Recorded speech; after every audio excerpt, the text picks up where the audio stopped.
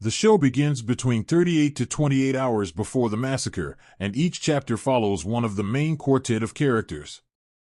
Douglas is a young kid who wants to try and honor his dead father's memory by rustling up money to pay for his burial. Seven grapples with his sexuality while taking young Popcorn under his wings. Popcorn loses her innocence on the streets, seeing the violence around her firsthand after being abandoned by her mom. However, she remains hopeful that she'll return one day. Finally, Jesus has been through an absolute war, and he finds himself right in the middle of this massacre. The characters are all fictional, and their tales here are simply used as a vehicle to showcase how lives can be lost so quickly and easily on the streets. Their stories, though, are inspired by true events and testimonials, so fact and fiction is married together here. Douglas is mourning the loss of his father, and is haunted by his past. Left to fend for himself on the streets, Douglas tumbles into a life of petty crime. He wants to give his dad a proper burial, so he tries to steal as much money as possible to make that happen. Meanwhile, Seven tries to be a makeshift father to these kids, taking Popcorn under his wing and sharing food with them all. This stems from his own past, where he too has had bad experiences with men.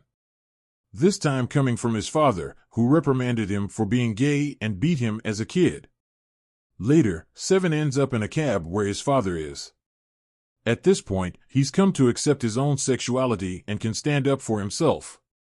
All that abuse with the belt comes pouring out as Seven beats his dad down and spits on him before walking away. Popcorn is abandoned by her mom, who promises to come back for her soon. And then never returns. Mom of the year over here, am I right? Naturally, Popcorn finds solace in the older Seven, but also in a woman called Jessica, although she too, like the other kids, is struggling. Robbery at the Fantastic Factory sees Jesus kill a security guard after breaking in to steal food and cash. Through the eyes of this kid, she sees everything in a very different light. The light of innocence. She's desperate for her mom to come back, and she keeps seeing a rabbit. Rabbits generally symbolize vulnerability, along with innocence, so it makes sense that Popcorn keeps seeing this throughout her episode. In the final episode, we see things from Jesus' perspective. He is, as it happens, the catalyst for the shooting after initially killing the security guard, Modesto, at the factory.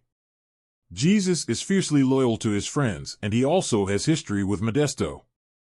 This isn't the first time the kids have had an run-in with the cops, and Modesto beat him down at the station. Fast forward to the factory, and Modesto is shot dead. Jesus was abandoned as a child in a dumpster at 6 months, and he has had a paralyzing fear of this ever since.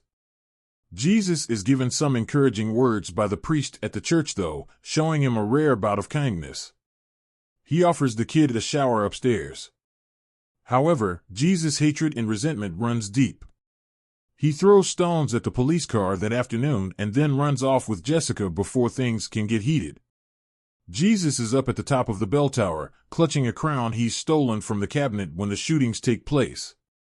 Jesus witnesses the massacre from above, including seeing Douglas shot dead.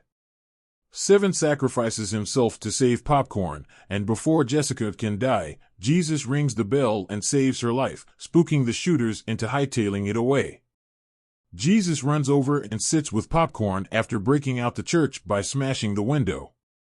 Ironically, he leaves the crown behind, realizing that you can't put a price on human life. Jessica, Popcorn, and Jesus rush away from the church as we fade to place. Out of the 72 kids and teens sleeping at the church, 8 were killed. Most of the survivors lost their lives in the following years due to disease or violence in the streets. Tellingly, all the police officers convicted for the massacre were released, bringing this sobering story to a close.